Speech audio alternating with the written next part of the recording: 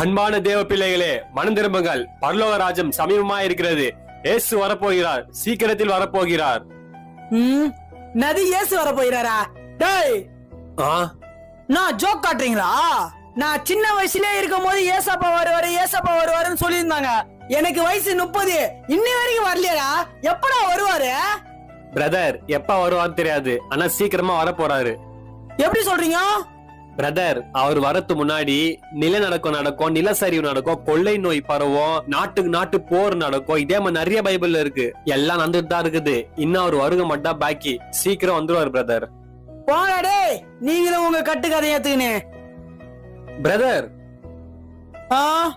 Brother 6000 வருஷம் முன்னாடி மழையை பார்க்காத ஒரு காலம், நோவான்னு ஒருத்தர் வாழ்ந்தாரு. அவர் வாழ்ந்த காலத்துல ஏசப்பா அவர் கனவுல பேசுறாரு. ஜனங்க ரொம்ப பாவம் பண்றாங்க, நான் மழையை பெய்ய வச்சு தண்ணியால பூமி அழிக்க போறேன். நீ ஒரு பெரிய கப்பல்